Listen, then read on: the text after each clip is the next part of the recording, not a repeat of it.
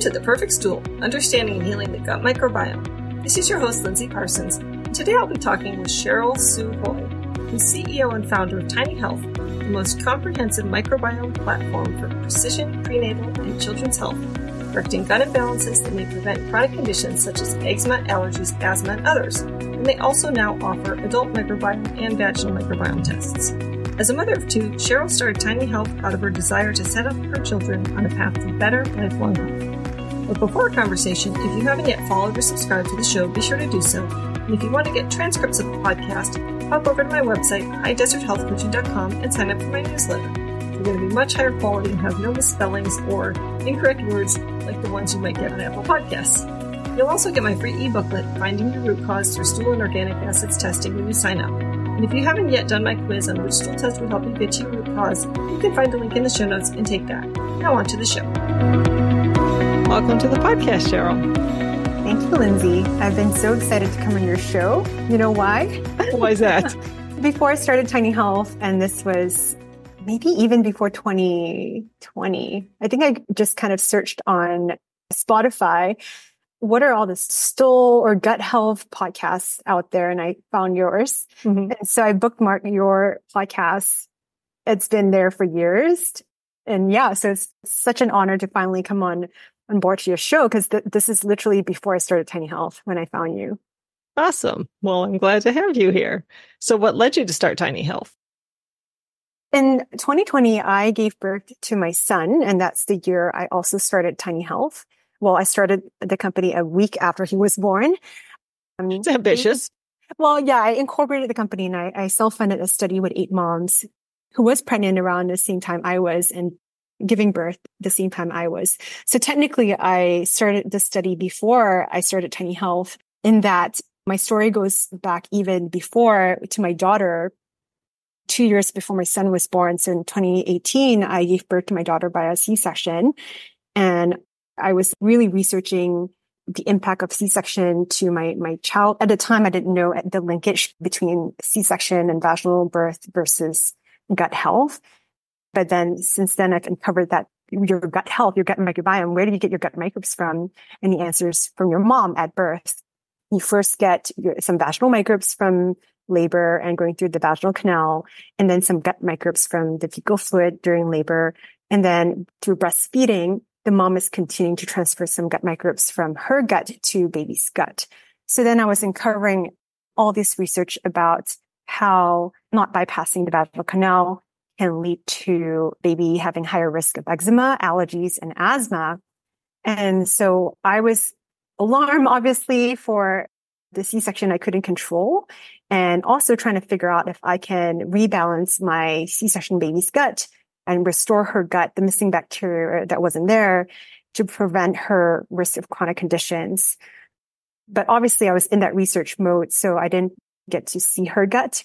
So when I was pregnant with my son, I was like, this time, if I had to have a second C-section, I really wanted to know sooner than later to course correct earlier on, because my daughter did end up getting eczema around 6 months, food sensitivities. She's dairy, gluten intolerant. So she has a lot of gut issues and skin issues, and really wanted to prevent that for my daughter.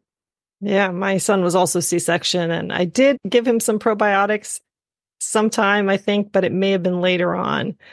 But I was certainly aware of the issue at that point, or at least maybe a year or two after, I think. Mm-hmm. Mm-hmm. So why do you recommend that expectant mothers test their microbiome? Oh, yes. So we started Tiny Health. So then to kind of follow on with my story, and I'll come back to your question. Yeah. I self-funded a study with 9 moms, including myself, and tested their microbiome throughout the first year of life. And then I learned that I can establish that. And I have sort of gathered scientists and microbiologists who knew much more about this than I did to help me build this thing. And then we spent another 2 years of R&D before launching the tests in 2022. And our flagship product was the pregnancy sort of gut test and vaginal tests, and then also the newborn gut tests, or basically in the first 3 years, which was a huge gap in the market. There was no stool test meant for babies and moms at the time. And so with my son, I mentioned earlier, then I had that ability to test him. with the study that I funded, I realized through my pregnancy microbiome that I didn't have the BIVs or the beneficial bacteria that I was supposed to transfer to my son through a vaginal birth and through breastfeeding. So if mom's gut was deficient, then even if she had a vaginal birth and she was breastfeeding, she's not really transferring those microbes.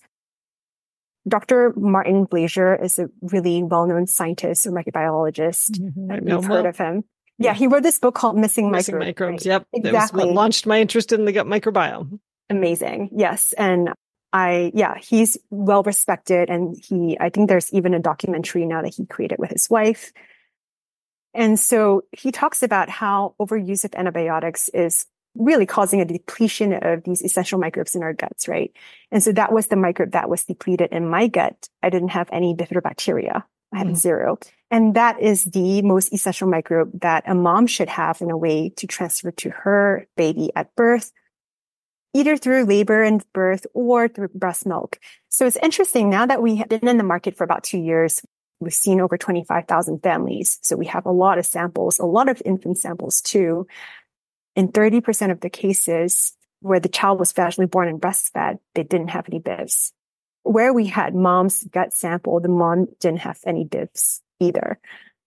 So it's really interesting. So I would recommend, if I knew what I know now, and if I were to have a third child, not to say I am, I would try to restore that in my gut before trying to conceive, because it takes months for an adult gut to change. If you and I were deficient in it, it could take us at least 3 to 6 months, sometimes 9 months to see those BIVs recolonize, because we're trying to make something that wasn't there, maybe that was being destroyed by antibiotics. And that was what I learned. I had to go through this path of like, why am I don't have any BIVs. I asked my mom how I grew up, and she said I was formula fed 1 month on, and I had antibiotic exposure as a kid. And BIVs are very sensitive to antibiotics in early life, especially in early life. Sometimes it gets wiped out. And if you don't take care to restore it, it may be gone forever, right? And so that's kind of why I think everyone should do a stool test to really just see if there's any BIVs, and Argamentia is the other crucial bacteria that are important for your metabolic health and gut lining. I would check if you're trying to conceive or pregnant if you have BIVs and Argamentia in your gut, because these are two quite important bacteria to pass on to your child. If you're going to reestablish it, is it Bifidobacterium infantis in particular that you want to restore? Or is any bifido or just combo bifido? What do you guys recommend in that scenario? Yeah, that's a great question. So it depends, right? If you're an adult with no BIVs, frankly, any BIVs could be beneficial. But if you are planning to have a child, you really are looking for 4 specific BIVs, which is what you mentioned, infantis. B infantis is probably the best adapted at digesting mom's breast milk, or specifically the HMOs in mom's breast milk, human milk oligosaccharides. HMOs are the prebiotic fibers that makes up a third of mom's breast milk that the baby cannot digest. It is there for the bacteria, the BIVs in the baby's gut to digest. And so B infantis is the best adapted in digesting the HMOs in mom's breast milk. The second best, maybe in no particular order, the next best are B bifidum, B longum, and B breve. So we really want to see these 4 specific strains that are very good at digesting mom's breast milk for the best child health. In the first year, we want to see these at 50 to 90% of the infant's gut, frankly. And then as they grow older, they get more exposed to solids, nature, pets, their guts diversify, and you don't want to ever see 90% BIVs in a toddler's gut at 2 years old. I was researching in the first 6 months of life, the first year, there's a very specific trajectory of gut maturation that an infant should be following. They're best adapted at training their immune system, because the baby doesn't have any gut microbiome in the womb. There was some controversy back then and debate about, maybe there is, there isn't, but the science is pretty settled there in the recent year that the major transfer, the colonization happens at birth. There's some passing through, but it's not really, there's no colonization in the womb. So what this means is baby is born pretty much without an immune system. And their immune system is being trained by these bacteria, these microbes, right? I always describe the gut like a theater room with only like, say, 10 seats at birth, right? And as the infant grows, these seats in the theater expands.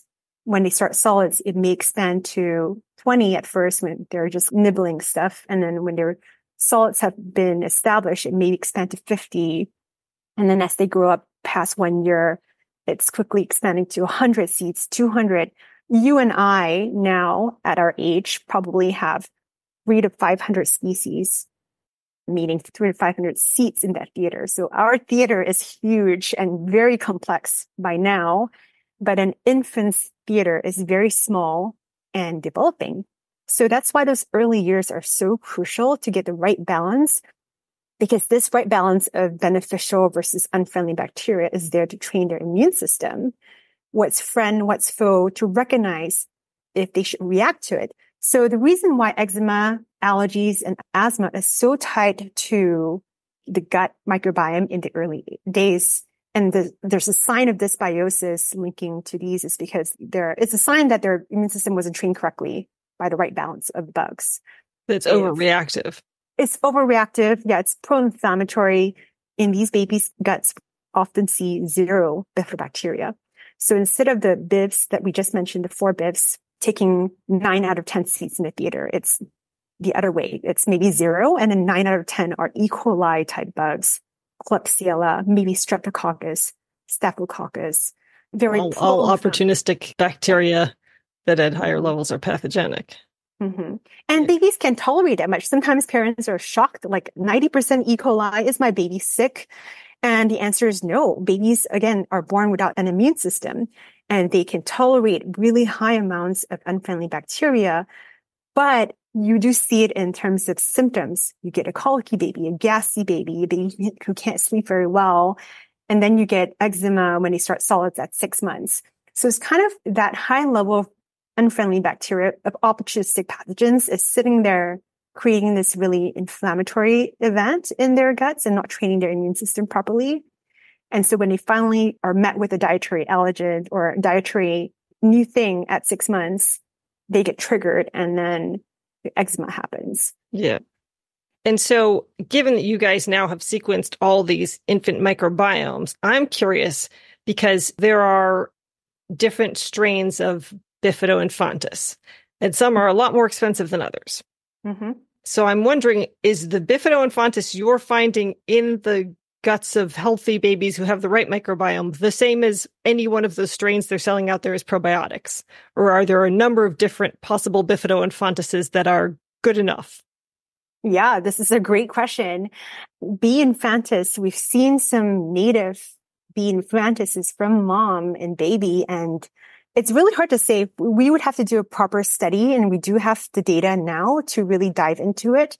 I have to admit, we haven't done that yet, but this is what we could do in the future, right? In terms of, is the innate strain better than a supplemented probiotic? Who knows? Probably, right? If the mom had B. infantis, it's likely superior because her breast milk and her HMOs in the breast milk is probably adapted somewhat to her own B. infantis and to help it colonize in the infant's gut. But again, the problem with our society and modern lifestyle is that most adults are missing BIVs, including myself, right? In a lot of population, it's missing. So then when that happens, the infant really needs a supplemented B. infantis that is well studied, clinically backed, and they're not all equal. When you talk about probiotics, you can't just grab a bottle from the shelf and think, oh yeah, I'm taking probiotics or I'm giving my child a probiotic and I'll be fine. No, because different strains have different functions. And even within the strain, like you mentioned, there's so many different strains. And for your audience, when I talk about strain, they are the numbers and letters behind the probiotic. So for example, B. infantis EVC001 is one that we recommend. The brand name is Avivo. Right. And it is the most clinically backed B. infantis for infants. But even I would do it for adults too, because it's so potent. And if an adult is missing some BIVs, I would take that to help it recolonize in your gut. I actually just bought some, and I'm going to make the Bifido yogurt Nice. with it so I can make it Now, expand. did you buy the HMO supplement along with it? I did not buy any HMOs yet. No. Okay. If you wanted to recolonize, you have to have the food, the prebiotic or the probiotic to colonize. Otherwise, you have to keep taking the probiotic, right? Because it is going to give you a transient effect. But again, without the food there, they're not going to stick around. They're just going to pass through and give you that benefit. And you have to keep taking it every day. The But rest of my life. exactly. But ideally, the goal is to help it recolonize in your gut by, again, I think it took me 3 months of pre and probiotic combination. And then I sustained it with dietary that supports the sustenance of these probiotics once they've colonized in your gut, right? High fiber diet, polyphenol rich foods, XYZ. So it takes effort, which is why coming back to the mom question, before, if you do want to conceive in a year, I would start now and start restoring your gut now, because it may take you 6 months to get there. And then hopefully once you help it recolonize, it's like I had 0 and I managed to get it up to 10 and then it became 8% for a long time without any supplementation. And now it's kind of back down to 0 because I moved to Texas from California and I realized my water supply here is terrible. We tested our water and there's arsenic and lead and uranium in my water. That's a different story. But it goes to show you how many factors externally, environmentally, and dietary wise could influence your gut, which is why we encourage proactive testing twice a year, just, as an adult or an older child, so that you catch these things before they turn into symptoms. Yeah. So now I'm trying to work it back up to 8% where I was. Yeah. I mean, I wonder whether you really can recolonize, whether you do have to essentially supplement with the probiotic or take the prebiotic once you supplement with the probiotic indefinitely in order to keep these strains alive if they haven't naturally settled. Because I know the gut microbiome of an adult is a lot more settled than that of a child. Like it's easier to alter it in a child. So, I mean, normally, what would you say are the primary differences then between the infant microbiome and then say, when does it start to settle into the adult microbiome? Mm-hmm. Yeah, that's a great question. So if you go back to the theater example of it being 10 seats at birth and then it increasing over time as they're licking the floor and you have a pet, even better than the pets are bringing in that diversity from outdoors into indoors, which is why there are studies showing that if you have a dog or a cat at home, your kids are less likely to have food allergies because it's bringing in a lot of diversity that we're missing in a modern lifestyle, right? So the infant gut is malleable in the early years because it's so small. And it's easier if you think about it. Oh, you just put in like 9 good guys and 1 bad guy inhabiting the theater room, or let's just say the flip side, right? 9 bad guys and 1 good guy happen to be in that theater room in the first few months of life. It's easier for you to come in and be like, "Hey, move away. Let me give you a specific strain of probiotic or breastfeed." If mom had the right bacteria and mom breastfeed, that is very healing. If mom had B. infantis, you just have to breastfeed. You don't even need to supplement with a probiotic. And mom's B. infantis can come in and chase those bad guys out and take those seeds. So it's very easy in an infant gut, frankly, as long as breastfeeding is involved because of the HMO. So the key here is the HMO in a mom's breast milk is the modifier, really, of a dysbiotic gut or a very imbalanced gut. So that gut changes over time and with solids and all that. There are some infant guts who have then too much beneficial and no unfriendly, 0 E. coli. And that's not healthy either because we need some unfriendlies to train the immune system. 1 out of 10 should be unfriendly. In literature, this is what we're seeing. And even in clinically, because we do a lot of survey data on babies. So we have a lot of data on what makes a healthy infant gut and what isn't, because it's so simple. It's so much easier to characterize what is a healthy infant gut and what is an unhealthy infant gut versus for adults, it's much harder to categorize that definitively. And we're not anyway looking for one universal healthy microbiome in adults because everyone has their unique microbiome. But in infants around the world, if you think about it, in the first 6 months of life, their only food is milk, right? So their gut isn't really influenced by different cultural diets and maybe weather or environments yet. It really is consistent. So in the first 6 months, it's very clear what should be there and what shouldn't be there. And as they eat solids, that's where it gets a bit more complex. I think post 1 year, it gets more complex depending on diet and culture and all kinds of things, but still malleable because maybe some kids are still being breastfed at 1 year old. And again, the more there's breastfeeding, the more malleable it is, the easier it is to change the infant gut if there are imbalances. 2 years in America, I think most people are not breastfeeding anymore. I did breastfeed my son for 2.5 years. Wow. And my daughter for 18 months. Obviously everyone has their own personal journeys, but around 3 years of age is when the child's gut reaches what we call adult-like maturation. Or in the literature, it's there's a transition phase between 3 to 5 years old. So I would say maybe a 3-year-old's gut is pretty close to adult-like maturity. 5-year-old is a bit more definitive, where if we take a 5-year-old's gut test and if we have the mom or the dad's stool test, it often maps very similarly. I can tell they're living together, they're in the same family, because the child's microbiome tend to look more like the adult microbiome by 5. Do you think that's because they're sharing saliva essentially, or because they're eating the same foods? All of the above, 100%. And there has been studies lately being published that the family microbiome is a thing. I can tell because I've seen thousands, tens and thousands of microbiome results now. I can tell if a partner, not husband and wife, but boyfriend, girlfriend, are they living together or are they not? Because sometimes they do and come in for a consult call and I'm like, you're living together, aren't you? Or you're not living together. Or the husband's like working elsewhere and eating a different food. So the living environment, the food, the diet, everything influences your gut, right? So the more similar things you do as a family, the more similar your microbiomes will be, which is why we always tell parents, we started with the infant gut and mom because, babies cry and have like symptoms and parents are trying to find a way to help to get answers that maybe their pediatricians can't give them because there's a lot of evidence in it, but it is relatively new. It's not really in medical school yet, right? It takes an average of 10 to 15 years for groundbreaking academic research to get into medical practice. And for me, I couldn't wait that long. So I really wanted to start this company to bridge that gap. In kids, we always tell parents, they come to us because they are trying to course correct their infant's gut or rebalance it and make it better.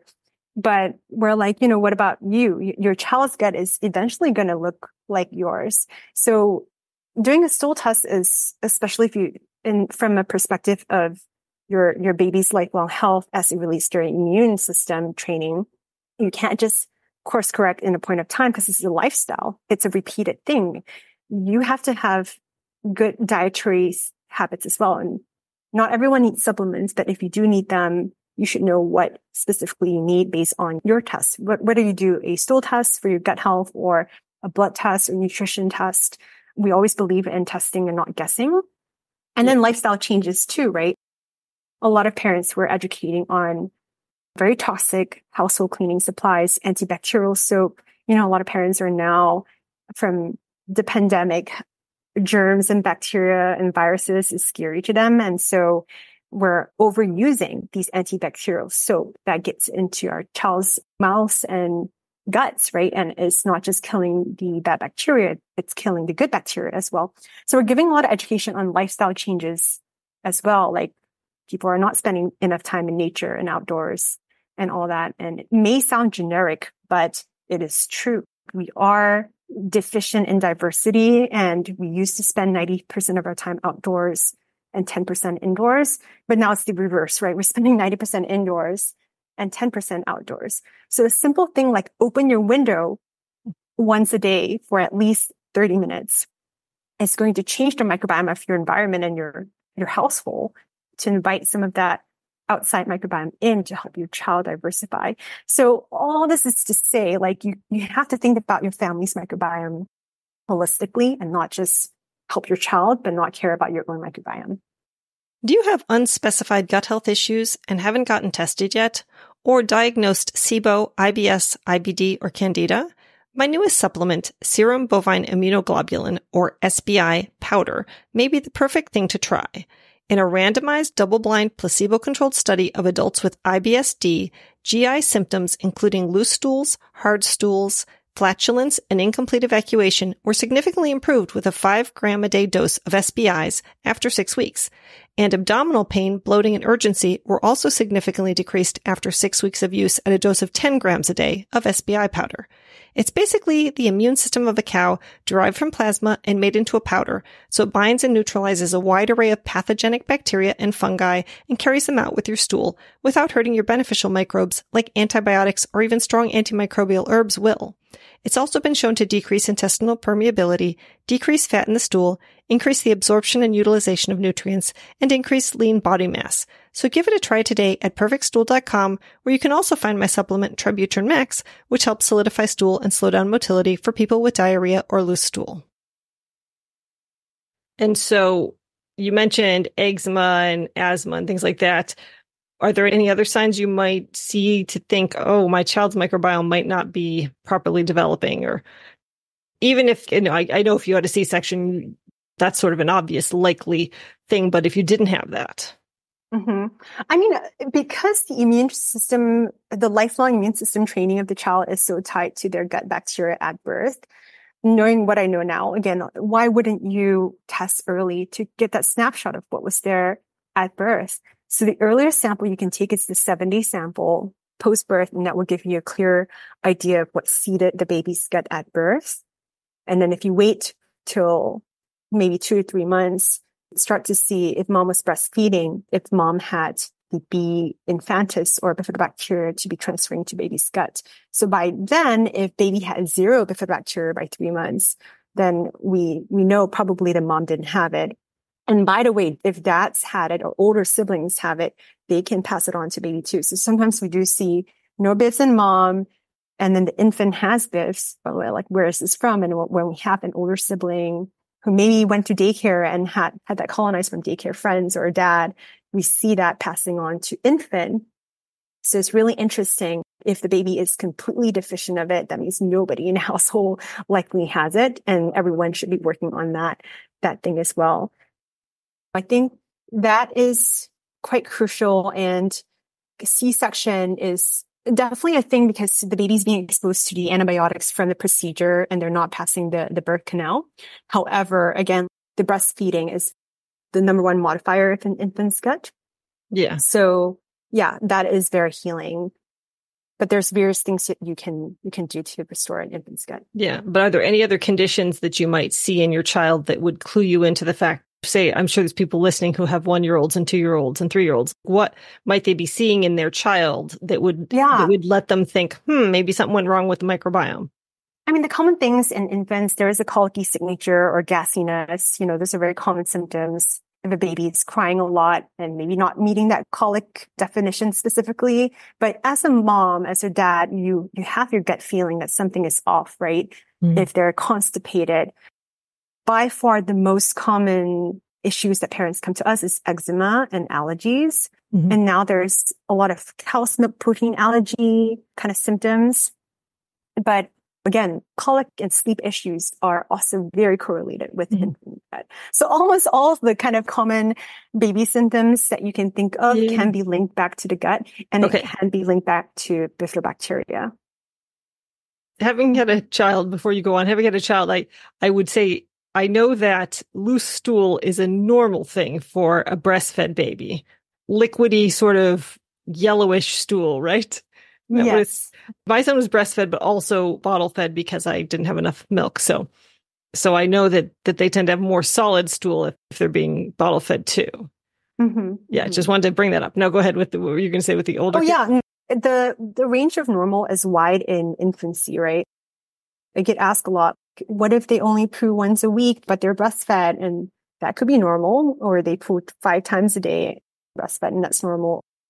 It's really hard to say, but I think some stool we're hearing with connected to cow's milk protein allergies, the mucousy type stool, the green stool, your gut tells you something is off, you know about it. And I would say just check in and do a stool test. As the baby gets older and are eating solids, we get more constipation issues because then a lot of kids, toddlers don't eat fiber, right? And so we tend to see fiber digestion or maybe low short chain fatty acids in those toddlers. And so that's when we offer some strategies to parents of sneaking specific fibers in smoothies more in their diet or encourage their kids to eat more fiber in that sense. So yeah, constipation is a very common thing with older kids. We also see teens who have acne problems, right? Skin issues. So again, there's something called, you've probably heard of the gut-brain axes. There's something called the gut-skin axes, which is the eczema, acne, skin issues kind of thing. There is an association where probably there's too much mucus degrading bacteria in the gut that's running down the gut lining, and that's affecting the skin as well. So it's creating some leaky gut for the kids. Yeah, leaky skin, I would say. And then leaky skin, right? Right. Yeah, exactly. Okay. So there is a connection there, and which is why 80% of our immune system is in our gut. And that's why it is very essential to take care of it. And when we're eating, we're feeding the microbes in our gut as much as we're feeding ourselves. Right? Yeah. So have you seen, now that you've seen all these gut tests, that all of the kids born via C-section have a perturbed microbiome, or do some of them, or some of them are okay? No, yeah, it's interesting. 30% of vaginally born breastfed babies don't have a good gut, right? And I think something like that amount, 30% of C-section born babies have a really good gut. Okay. So fewer, but some. Yeah, fewer. But again, I think the modifying factor is the breast milk, the length of breast milk, and whether mom had the bibs to transfer to baby. And if not, it's okay. It's not the end of the world. Again, this is why we created Tiny Health, to be empowering to parents. There's no guilt tripping. It's nobody's fault. My mom couldn't breastfeed me, and because it's hard. Low supply too. It's hard, right? It's hard. Like you really have to be dead set and determined on it and willing to suffer all sorts of things. And even still, sometimes you might not succeed. I've discovered. Yeah. And it's also a horrible maternal leave policy in America. Yeah. So sometimes it's a choice, and that's fine. But we offer ways to support the baby's gut if you're formula feeding and if you had a C-section. There are certain formulas that are better adapted at providing support to the gut, infant gut, which really it comes down to prebiotics. So I would look for HMO formula added with the HMOs to, again, help the babies colonize. So it just means that the C-section gut may need some more support, and there are means to do it, right, with a lot of the supplements in the market right now.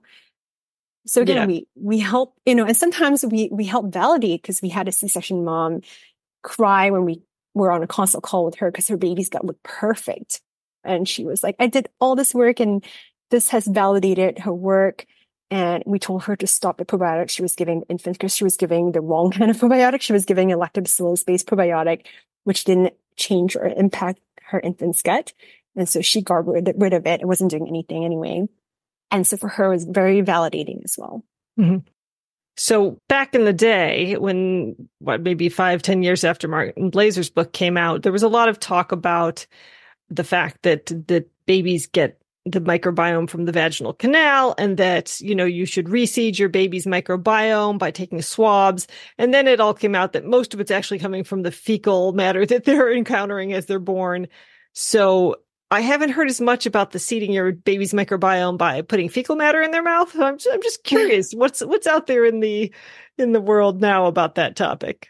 Yeah. So Dr. Martin Blazer's wife is Dr. Maria Gloria Dominguez, who is also a well-known researcher in the space in Rutgers University. And she's one of the papers I read when I was researching this. She was the one who came up with the idea of vaginal seeding after a C-section. So at the time, it was a little bit controversial. In 2018, I would say, that was when I had my daughter. I did it anyway. So I did the vaginal seeding before it was sort of approved. It's still not approved by ACOG yet, to be frank, but there has since been a few more papers coming out to show that babies swap with the gauze that was put in the mom's vagina for an hour before the C-section operations. Within 2 minutes after C-section, you would kind of put the gauze in the baby's mouth and face to mimic the passing of the vaginal canal. the few studies that came out in the recent years did show that those babies look more like vaginally born babies than C-section babies. So I would say there is some proof that it works. But they're not taking fecal materials. No, they're not. And there is also I can explain more here too, what I think the theory is. But I do want to address that now that we have a vaginal test, I would encourage moms, if you're pregnant or trying to conceive, also take a vaginal test so that if you do have plan B, because you have your perfect plan A, which is like, vaginal birth, and then you always have to have a plan B, right? You shouldn't not have a plan B. I would see if I'm a good candidate for the vaginal swab. So if my vaginal test came back all good, I have high lactobacillus in my vagina canal and I have no weird bugs that I wouldn't want to swap my baby with, then you would have that option, hopefully with your midwife or your OBGYN to do that. So I would highly encourage that vaginal test also, because if your vaginal microbiome is not in a healthy state, there is risk for preterm labor and other pregnancy complications. So get that checked. And then as far as some studies showing that mostly babies are colonized with the mom's gut bacteria, it is true. However, our scientists at Tiny Health and even within the scientific community, we have a theory that there is a role of the vaginal microbiome. So lactobacillus is what should be dominating the mom's vaginal canal. It should be 98% lactobacillus and very low diversity. An unhealthy vaginal microbiome is one that's very low lactobacillus, maybe 10% or maybe none. And again, that's linked to high risk of preterm labor and things like that, STIs, STDs. So we think that the baby passing through the vaginal canal, if we get an earlier sample, maybe a 4-day sample, sometimes we don't get it because it's meconium and we don't get bacteria yet. But in some 7-day samples, we do see lactobacillus strains colonizing baby's gut, but it disappears very quickly. It's almost like the lactobacillus are there to prime the baby's gut and prepare for the seeding of BIVs from the mom's gut. So this is the theory. Lactobacillus and bifidobacteria are two very common probiotics that you'll find in bottles in the supermarket, right? And the pharmacy and things like that. And we think they go hand in hand. They help each other. So we think the lacto is actually playing an essential role to prime the land. And then if mom had the BIFs to pass on to baby, it would colonize better. So if there was no lacto, didn't pass through lacto, then maybe the BIFs from mom's gut, maybe it won't colonize as well. So it does sound like a little bit like all the stars have to align for baby's gut to be in the best shape, but it seems like that's how nature intended it to be. However, because we have so many interventions today, modern interventions, the process is being disturbed a little bit, which may explain why we see 1 in 2 kids today having at least one chronic condition. And this is a stat from the CDC. So I do think we are living today in a pediatric chronic condition crisis where if 1 in 2 kids have eczema or asthma, obesity, type 1 diabetes, that is the new norm, but that new norm should not be acceptable. That is just too Absolutely. high. Yeah. No, if you can start intervening at birth with the proper probiotics, if necessary, that really could make a big difference for their long-term health.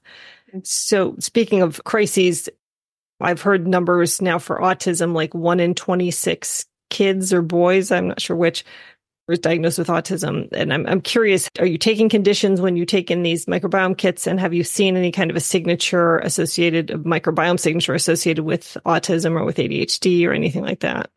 Yeah, we haven't done the work. Oh, well, we have done some work, but we haven't added that signature into our platform. We do have predictive signatures for microbiome signatures for eczema, asthma, constipation, things like that, colic, but not yet autism and ADHD, just because the research there is quite new and we're still untangling.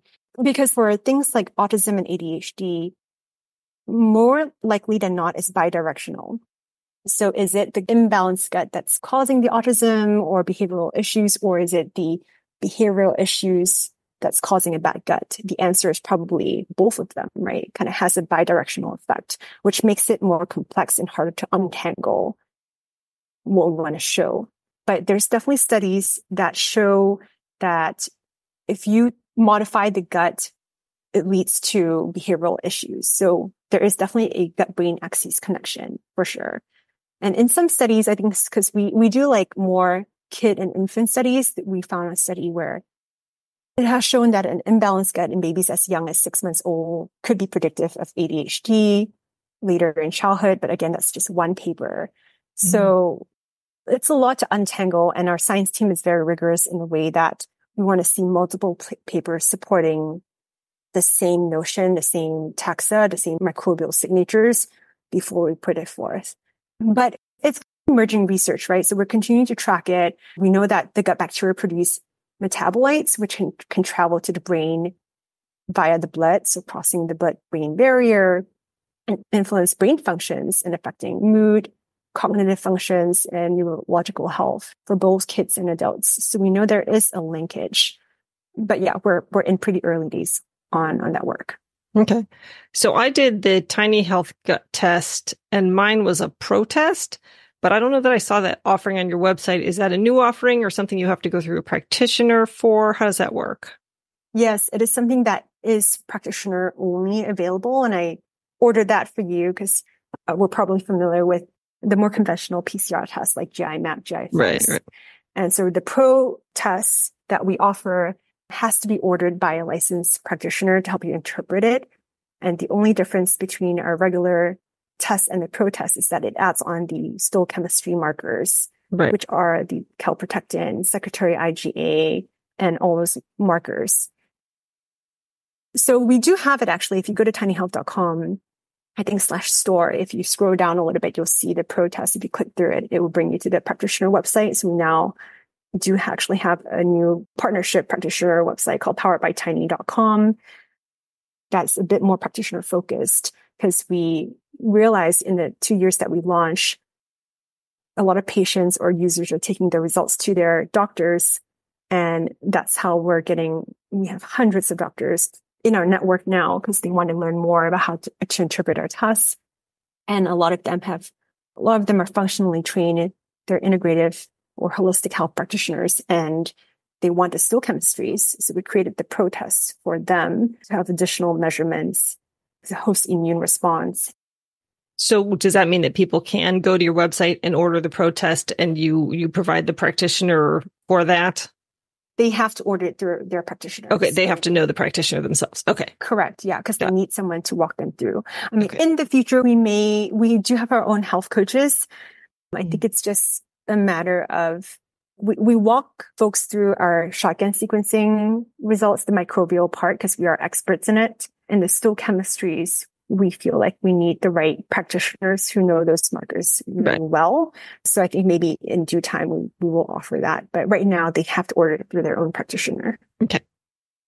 Hey, this is Lindsay here, just letting you know that if you're tired of dealing with digestive issues like bloating, indigestion, soft stool, diarrhea, constipation, reflux, IBS, IBD, or the numerous health conditions that come about when your gut is off, like brain fog, weight gain, UTIs, fatigue, mental health issues, or complex conditions like fibromyalgia and ME/CFS, that's my specialty. With my 3 or 5 session gut health coaching packages, we'll discuss different stool and functional medicine tests to find out the root cause of your symptoms. I'll interpret the results and provide clear explanations, empowering you to make informed choices for your gut and overall health. And together, we'll develop a customized action plan based on your test results so you can find relief and regain your health and vitality. I come from a functional medicine perspective, trying to incorporate the latest peer-reviewed research and educating you on protocols used by functional medicine practitioners, but devoting lots of time and support to my clients the way a doctor simply can't. If you're interested in a 3 or 5 session coaching package, you can sign up for a complimentary 30-minute breakthrough session. Or if you can only afford one appointment at a time, you can book an initial 60-minute consultation. Links for those are in the show notes. Now back to the show. So for the microbiome test, the metagenomic sequencing, right? Yep. That was called shotgun metagenomic sequencing. Yeah. Mm-hmm. So you only asked for a tiny bit of stool, like the Q-tip wiping of it. So I'm just curious, how can you be sure that properly and in proper proportions represents what's in the colon versus an entire vial of stool that are used for diagnostic tests like the GI map or the GI effects? Oh, I'm so glad you asked this question. We get asked this so much. And by the way, GI map and GI effects are not diagnostic tests. They are qPCR based, but at best, you can call them a screening test, but it's not diagnostic because to really properly categorize it as diagnostic, you do have to go through an FDA approval, which there isn't such a thing right now in microbiome. Like FDA doesn't have the proper regulation for the microbiome testing, stool testing, which is part of the criticism in a way in our industry, in the stool testing world. I mean, I wish there was more oversight, and in due time, I think they will come up with that. But for now, it's a screen. But anyway, the PCR test, some companies have a culturing component, which I know is less reliable. And for culturing, you do have to scoop a bunch of stool. And if you're doing multiple cultures, basically the way we've used cultures for decades, right? Scientists would take a small amount of stool and put it in a petri dish and grow it under the lab conditions, right? So the reason why we don't use culture anymore is because, or like, at least we don't think it's reliable. It's because it is biased towards what you're trying to look for. It favors rapidly growing oxygen-loving microbes, whereas most of the microbes in the human gut are anaerobic, so oxygen intolerant bacteria. So that means like E. coli is usually oxygen loving, so it grows more quickly in a petri dish than, say, Archimencia or bifidobacteria. So the problem with culture is that it's going to give you biased results that really is overblown. I wouldn't trust any culture. Yeah, I don't pay any attention to the culture if the test I'm looking at has it. Yeah. So maybe some companies are still using that and culturing some, and I wouldn't trust that at all. So when shotgun sequencing came up, is basically the next gen sequencing method that sequences your entire gut. We sequence all the bacteria, viruses, parasites, fungi, or yeast, archaea, everything in your gut, versus the way PCR tests work is that you need to know what you're probing for. You need primers for specific microbes that you're looking for. So typically in a GI map or GI effects, you get 30 plus microbes you're looking for, but you may be missing the full picture of what's in your gut, right? So did the 35 microbes in that PCR test, does that represent maybe just 5% of your gut, or did that represent 95% of your gut? It makes a huge difference. I think PCR tests are great when you're looking for specific things, like if you have a presence of candida or not. But beyond that, it's less useful for helping you understand overall gut health, and do you have enough fiber digestion functions, short-chain fatty acids, and things like that. Then knowing technology, the way shotgun sequencing works is that it chops out all the bacteria and all the microbes in your gut, and we assemble the genomes to establish that you have 1% of E. coli strain D, 2% of Bifidobacteria infantis XYZ. There's been a few papers published that shows that with next-gen sequencing, just taking a swab versus a stool sample yields the same results, and it represents your gut because the shotgun technology is able to chop up fragments, millions and millions of fragments in your gut. And it's pretty even. There has been tests showing that sticking the swab into different parts of the stool versus just one part, we get the same results. Because again, that tiny little fragment of fecal matter is very well mixed. So it represents the whole, large intestine quite well. We know that because the scientists that work at Tiny Health, and they come from different universities, from Washington University or Iowa and like UCSF and things like that. Each lab usually does their own validation because even the scientists want to know if the swabs, how does that compare to the stool, the whole stool? Mm-hmm. So a lot of them are unpublished, and I wish these labs publish more of these papers. But I often hear them saying, we've done the test and it's so consistent that we switch from stool samples to swabs. And then also at Tiny Health, we have some families or some users just wanting to test how reliable and reproducible our tests are. They buy 2 swabs and sample it one day apart. And oftentimes we come back because we have a very good QC process. We're like, this is the same person. Did they submit 2 swabs? And if so, we would email them to ask because we would know it's the same person. It's so identical. Maybe the top species, maybe the 5 top species might swap places just a little bit, but I can tell looking at a stool sample that this is your gut versus someone else's gut. Okay, great. Well, so I'm going to pull up my sample results and we can look at them together, and you can tell me what you see and what's interesting in them and such. Mm-hmm. Yeah. So I'll send you the PDF just so you have, because I just pulled your file. you can go to the show notes website to pull up this report so you can kind of look along with us if you're listening to the podcast. You did the Pro Gut Health Test, which includes the stool chemistry markers, as we talked about. And this is a good snapshot that overall your gut test looks pretty decent. You do have 7 things that need support, so I would focus on these areas. And then 6 things that can have optional support. So I would, in terms of priority, work on these first. And so the way we kind of categorize our tests is through different categories. Because again, I think sometimes stool tests focus too much on pathogenic or opportunistic pathogens and not enough on the balance of beneficial bacteria, protective bacteria. So we always start with, like, do you even have those beneficial bacteria? And it seems like you are lacking some of them here. And we also tell you what probiotic species we detect in your gut, if we do detect them. And then do you have a lot of disruptive microbes that are opportunistic pathogens or parasites and infectious microbes and things like that? I'm just walking you through each category that we show. And so the third category is gut inflammation markers. So this is what you might commonly hear of leaky gut. I would come here to see if you have a leaky gut. But again, based on these test results, you don't really have a leaky gut, which is nice. But what you're lacking here seems to be beneficial bacteria, and maybe some borderline high levels of pathogens here. No parasites, which is nice. Kind of going down, short chain fatty acids are essential for your gut lining. And the most important one for adults are butyrate. So you do want to see good butyrate levels. For kids and infants, acetate is the most important. So because you did the Pro test, we are measuring not just the microbial production capacity. Do you have the microbial gene function to produce butyrate, acetate, and propionate? We also measured the actual concentration.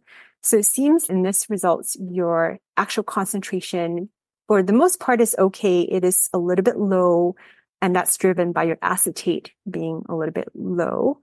So that's kind of what it means. And microbial functions is not performing so well. So there are action items that you can take from a dietary perspective in your Tiny Health results portal. You're also going to see from a dietary perspective what kinds of maybe specific fiber foods that will help with these metrics, and also supplements. I know there are butyrate supplements. I sell one. You sell it? Oh, you do? Yeah, Amazing. I have a product called Tributrin Max, which I take almost daily. But since I've changed my diet since these test results, I'm needing it less and less with all the fiber I'm getting. Okay. Well, it seems your butyrate is okay. I'll need to dive into the butyrate producing capacity here. But yeah, it seems like acetate. And then I'm going to attempt to pronounce this, beta-glucuronidase. I can never pronounce it well. That was the most alarming one that I saw. Yeah, that one is the high amounts, and you're not so high. You can kind of go down to the detail level on the bottom to see exactly how off you are. But we can come back to that. I think you're just borderline high, which is usually linked to estrogen dominance, right? If it's too high, it's typically linked to your premenopausal state. It may cause issues in women's hormonal health. So this one is very important for women's health, especially as we get into those older ages, to look out for. And then digestion and absorption markers seem to have more fiber digestion, it's complex sugar digestion issues.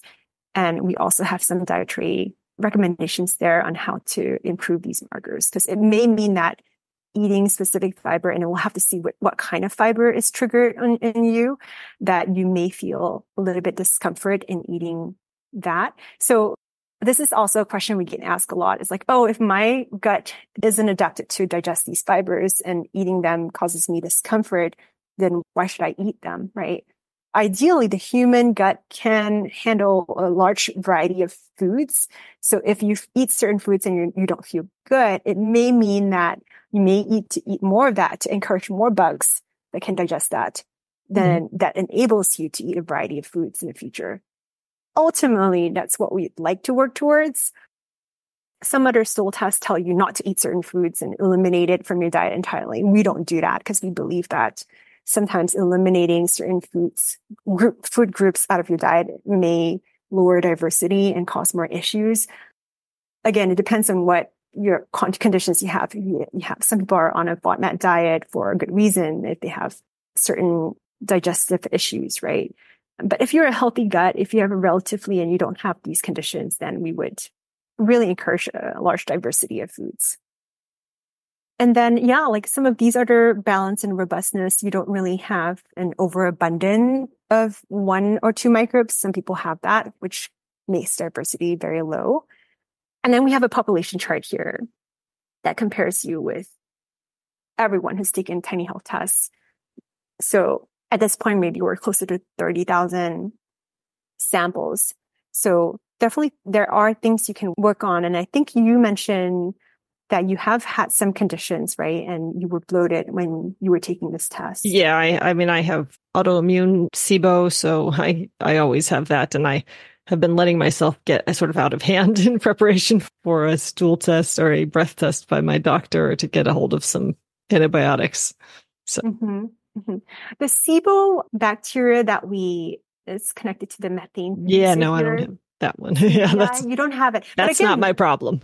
That's not your problem. And the breath test and all that there's no good diagnostic test for SIBO right now because it is trying to measure what's in the small intestines, right? And overgrowth of bacteria in the small intestines. So right now there is no known test to measure what's in your small intestines. All the stool tests that you find in the market are only measuring your large intestines. Even the breath test, which is the gold standard, is not perfect. It's very sensitive. But certainly if you have the symptoms, then there could be other things that are triggering the symptoms.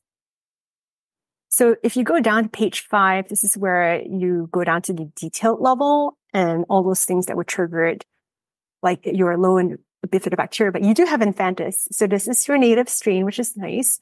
So maybe with a little bit of HMO and the right high fiber diet and maybe some probiotic help, you can boost these amounts to a higher level.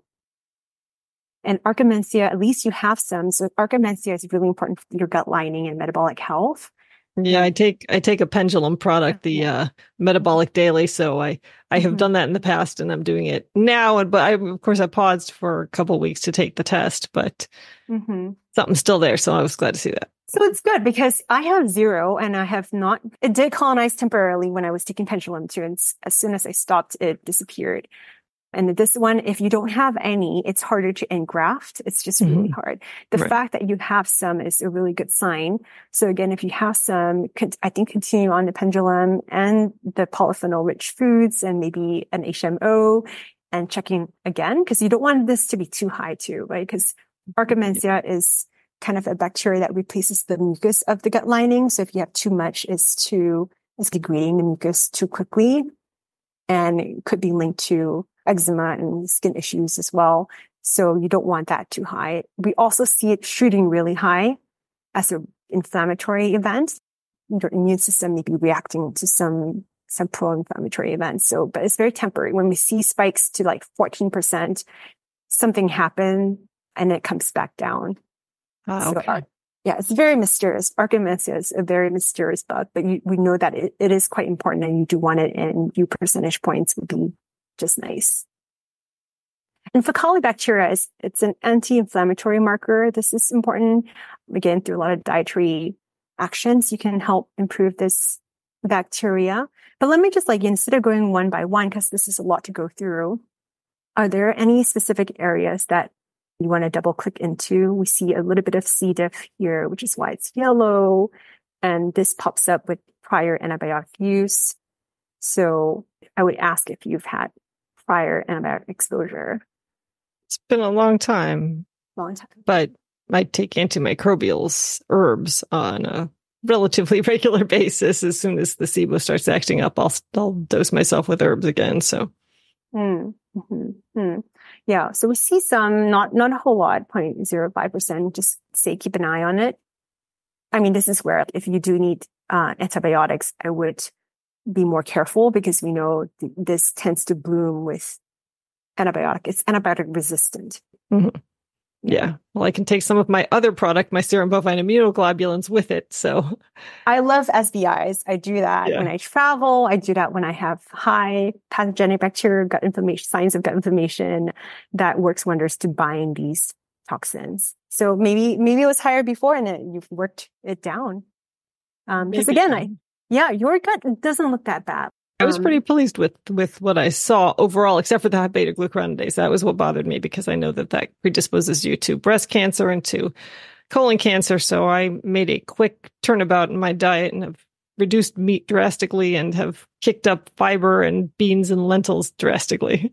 Yeah, beans and lentils can really help. Again, looking at the range here on page 9, you're just barely above, right? So I wouldn't be too alarmed. It is borderline. I think what you're doing right now should help. Hopefully if you retest in a couple of months, I would say maybe retest in 3 months. Yeah. Hopefully that gets back into the green range. We've seen some people up into like the right, like they have a lot of health issues, hormonal health issues.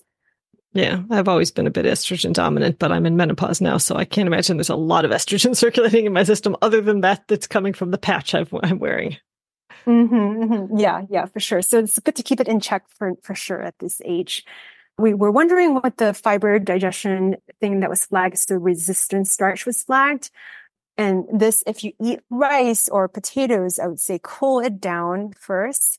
I used to eat, I'm Asian, like, hot rice and, hot potatoes, we would just eat it hot. But now knowing what we know about resistant starch, we now wait for rice to cool down, and even bananas, which I love bananas. I'm trying to buy more green bananas because they retain more resistant starch. So if you're low in that, in our action plan, we do offer some of these tips on how to increase that. Yeah, no, I make these grape leaves, and part of them is rice and part is lentils on the inside, and then a dressing, and it's got oregano in it, and they're just like the perfect resistant starch food and fiber food, and I just am addicted to them. Yeah, that's great. So yeah, more of that perhaps, or different variety of them, like maybe add some green bananas or like something to your smoothies.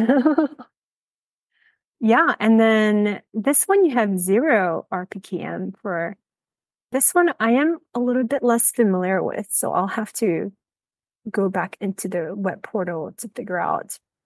Isomalto-oligosaccharide. So basically you're saying that I don't have the bacteria to digest those. Is that what it's essentially saying? Correct. Not just the bacteria, but the gene function to digest these complex sugars. So I think maybe it's correlated to your low BIFs, perhaps. So increasing the BIFs should help with this. It can be found in fermented foods. How much fermented foods do you do? I make my own sauerkraut and I eat it every morning. That's pretty much it. I occasionally used to eat yogurts, but every time I ate it, I felt sick. If I eat the entire container, I feel sick. I feel nauseous. And I don't know if maybe it's related to this. Yeah, maybe I'm missing what one needs, or maybe it's the strains of bacteria and they're starting to ferment in my stomach. I'm not sure what, but I'm going to try the Bifido yogurt with the Evivo and see if that helps things. Yeah, and if possible, add an HMO. Add the HMOs, yeah. I'll have to get the HMOs too. Yeah, and if you can tolerate, adding some sauerkraut, like bit by bit, or kimchi, and some of these fermented kefir, maybe like bit by bit, will help you hopefully gather some functions here. I have been eating sourdough bread, but sometimes it's like if you've been doing one thing over and over again and it's not showing the results, maybe it's a lot of times it's the variety or the kinds of, maybe like one thing is just not working and your gut needs a different thing. And oftentimes it's a variety of things, right? Mm-hmm. So yeah, we could try that. But let me see. Everything else, your vitamin production is perfect. Not everyone has all of this in green. So I would say this is very good. And that's all pulling from the bacteria that I have or the amount of vitamins that are found in my stool? Oh, yeah. This is a good clarification. No, this is the gene function of the bacteria. So not the bacteria directly, but your bacteria has the capacity to produce these vitamins. And like if you have low amounts of them, it just may mean that you have to eat more of some certain foods that give you more of that kind of vitamin. But it doesn't measure the vitamins in your gut. It just tells you that the other essential role of your gut bacteria is to produce vitamins. I think this is not a very well-known fact, but your bacteria gives you vitamins, which is amazing, right? Yeah. So it doesn't mean you're deficient. It just means that the contribution of your gut bacteria to this vitamin is either sufficient or lacking. Yeah. If that makes sense. Yeah. And then you have to fill that more with dietary needs. People are often very low in B12. Then you may need to supplement with a B12 supplement or eat more B12 rich foods. I was really glad to see that I had a normal level of proteobacteria, not an elevated level, because the last stool test that I did of this nature, which was a 16S, I think 50% of my microbiome was proteobacteria. Oh, and I have wow. since been supplementing with butyrate, which has clearly turned that whole picture around. Yeah. 16S is one of those earlier next-gen sequencing methods to give you the full picture of your gut bacteria, which was a huge innovation. But I would say now, today, 16S is a very outdated technology. And because it can only detect bacteria, not fungi or parasites or viruses, it's also missing a lot of pictures. The way I would compare 16S with a shotgun is that you may take a photograph of your family members, and 16S gives you a blurry picture. So you don't know if that's uncle, like in an extended family, that's Uncle Tom or Uncle Tim or Auntie Laura or Auntie Kim. Whereas shotgun sequencing gives you a very sharp, high resolution picture of who, and you can see Uncle Tom smiling and Uncle Tim frowning. It gives you that specific the strain. Picture. The strain, exactly what they're doing, what they're functioning, right? Are they happy? Are they not? Mm-hmm. Whereas 16S may have high false positives in that it may be mixing up, it may be confusing, an E. coli bacteria with something else that's not E. coli. And so you may see higher levels of something that, maybe is something different. So again, maybe 6 years ago, 8 years ago, that would be the technology, but we've really moved on from that since. Yeah, so this is good. I think it's again, a very stable DNA sequencing is very stable. If you were to do this stool test a day apart, we'd probably get the same results. Yeah. It's very consistent. And what's Shannon diversity? Shannon diversity is comparing the diversity of your microbes, right? So the evenness, meaning you don't have really high overabundant bacteria on top, and then the rest are kind of little. And you have a lot of, I mentioned, our grown up adult microbiome has maybe 300 to 500 seats. So the more seats, the more species we find in the gut, the more robust and healthier your gut is. And you have a decent amount, it can be higher. So if we go down to your species breakdown, your microbiome breakdown here, we're on page 11, which is the last part of the PDF report. And if you go to the app, you can actually expand each species to look at them. And there are like citations. You can link out to PubMed articles to look at why we categorize these as variable bacteria. So you have 18% unknown bacteria, which just means that scientists haven't been able to categorize if these are friendly or unfriendly bacteria. It's just less studied. I can't count, but if you were to count the number of species you have in the gut, because you're in the gray, you may have maybe closer to 300 than 500, right? If you're in the green, maybe you have 600 species, and the higher, the better, right? Typically, when I look at a shotgun sequencing results, I want to see the top 10 species, what is really making up the bulk of your gut. And I want that to have more greens than yellow, right? Because then you have 12% of the top species, 10% and 4%, which is not bad. What we don't want to see is this being 18% or 20%, which is like one bacteria dominating the gut.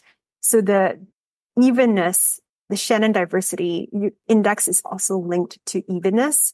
So if you have a higher Shannon diversity index, then this could be like more like 7, or like 8, 7, 7, 6. It's more uniform throughout your gut, at least the first 5 to 10 species.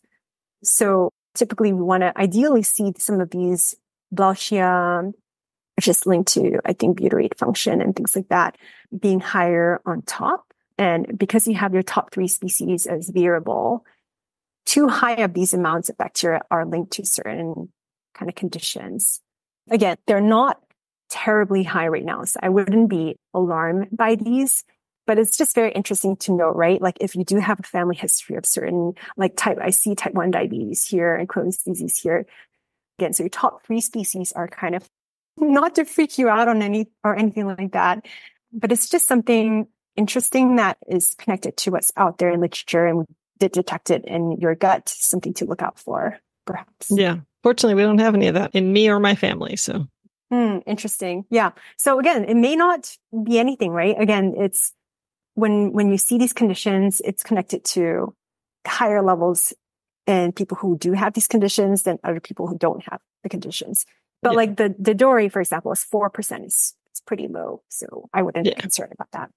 So we got to be wrapping this up. We've gone a bit over time. So let me just ask you, can people access their raw data when they do Tiny Health? We don't automatically offer that, but we do have practitioners who write in asking for the CSV files if they're raw data to taxonomy files, and we manually produce them for people. Okay. So it's possible, could a person do that for themselves, or it's just a practitioner? I'm just curious why you want that file. Like, are you running your own analysis? Oh, some people like to upload those to websites like Biome Site. Some people track. If all the strains are listed in that report, which I assume they are, then that's good. Because there was a couple strains I was worried about that they're not good for your oral microbiome, and I had seen them in a prior metagenomic sequencing and have been using an oral rinse to try and clear them out. And sure enough, they were not on this report. I was really happy to see that. This was the Porphyromonas gingivalis and the Fusobacterium nucleatum, which together the combo put you at risk of pancreatic cancer and other stuff. So I was really kind of worried that I had both of those in the previous report.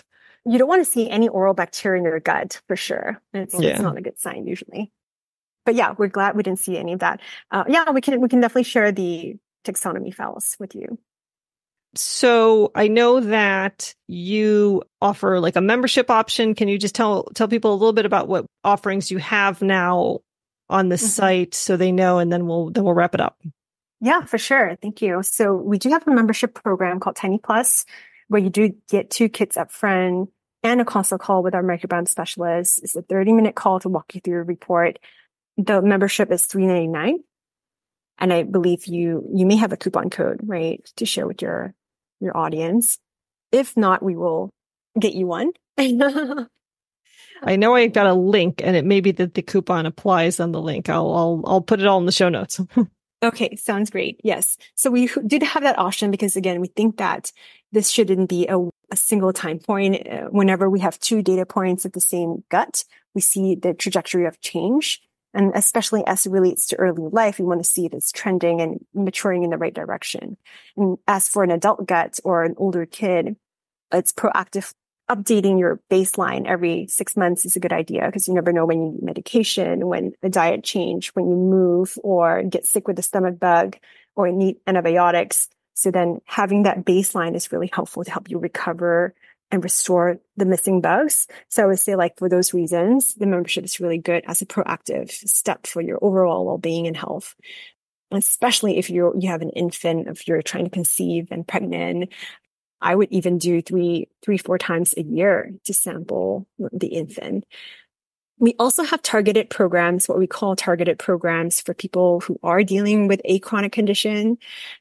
So for kids, again, commonly it's a lot of these symptoms we talked about earlier, like eczema, allergies, constipation, even sleep issues. Older kids have different sets of issues, mostly constipation. And then for women who are experiencing fertility issues, we do have a women's health program that could be a combination of a vaginal and a stool test, or just vaginal tests. So we have that too. For adults, we actually are coming up with a few digestive health programs to help you tackle some of these conditions as well. We also have a single kit where you can buy for $249. It comes with a consult call, and you can figure out if you want to commit to a membership after that or a targeted program. Okay. And I did find the discount code is called The Perfect Stool for $20 off, all caps. Perfect. Anything else you would like to share with us before we sign off? You can find us at tinyhealth.com. And if you're a practitioner, do have a practitioner program to support you in consulting your clients. We train you for free. And you can find out about that through heartbytiny.com. @tinyhealth.com/practitioners. And then you can also reach me at hello@tinyhealth.com. I always do read a lot of the emails coming in, and on Instagram at tiny.health. Okay. Awesome. Well, thank you so much. Thank you. Well, that was some great information for potential moms and dads and people with young kids. So I would definitely encourage you to check out their website. If you'd like to support the podcast in other ways, you can buy supplements at a discount from my Full Script dispensary, order tests at a discount from my Rupa Health lab store, or use my affiliate links to iHerb, which is available worldwide, bulk supplements, or Amazon. If you'd like to connect with me online, you can follow my High Desert Health Facebook page, join my Gut Healing Facebook group, or join my newsletter list at highdeserthealthcoaching.com, as well as follow me on X, Instagram, TikTok, and Pinterest. Links for those are in the show notes. Thanks for joining me today, and here's wishing you all the perfect stool.